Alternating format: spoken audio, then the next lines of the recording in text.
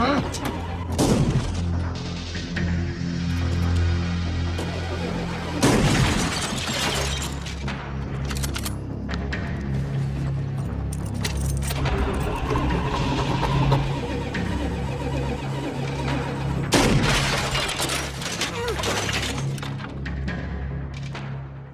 Hauer described this film as a mindfuck, and I can't agree with him more, which was brilliant.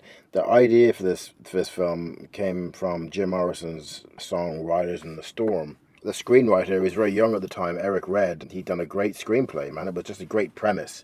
But to focus on Rutger Hauer for a minute, if you listen to Rutger Hauer in some of his interviews, it was almost very awkward even for his American interviewers because he answered such things and he was such a way in real life that he was so unpretentious. He was a very strange kind of character, but maybe not so strange as well. Maybe we're just watching too many Hollywood movies, man. I don't know. But he was a really cool guy and one of the best actors around ever. I thought he was brilliant at everything. But what I liked about The Hitcher is that it was his film. It was his film. Without him in it, there was no movie. Just to focus a tiny bit on the ending is so good because it's simplistic and it leads up. It's a very simple film, but it leads up very carefully towards the ending. It's all due, really, to Rutger Hauer because he was so good in the film. He was brilliant. He was brilliant, and even he's like a surrogate father to the young boy. I want you to stop me and I want you to do something. He's trying to teach him something as well because he didn't want to live. Whatever happened to his character, whatever it may have been, he was in Vietnam or something like that. He's seen a lot of stuff and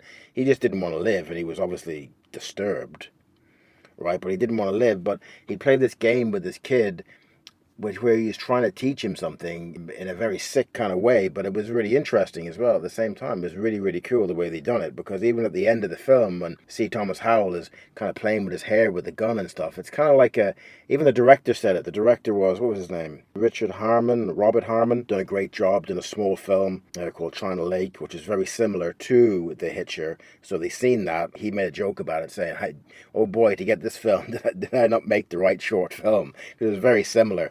So there's a couple of people that turned down Rutger Hauer's part. One was Terence Stamp turned it down. He regretted it later on because he loved the film. He just regretted it, but he just didn't want to do it at that time. Sam Elliott from Roadhouse and loads of other films backed out at the last minute. He was gonna play it, and at the last minute he pulled out. He done a screen test and everything. There's a lot of luck that comes with movies to who's going to be in them, who's going to direct them, all the rest of it. But if he would have done it, even though he's a good actor, it would not have been as good without Rutger Hauer. So he kind of forges the boy to grow up the hard way. He's like a ghost parent. It was really, really good. Cinematography was brilliant. John Seal done such a good job. Nice guy from Australia, done such a good job in the film.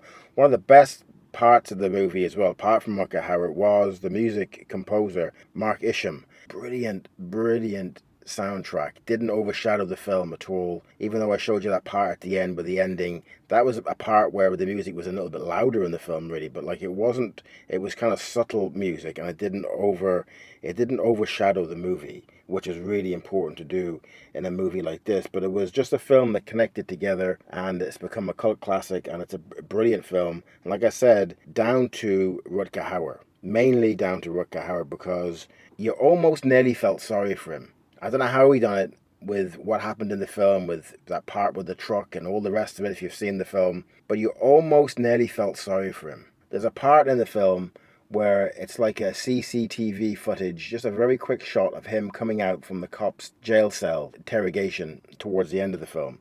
And just the way he even just walks with the cops, he's kind of like a little kid or something. You almost nearly felt sorry for him. It's such a great performance. He put so much grey area into that character without saying it with words. It was brilliant.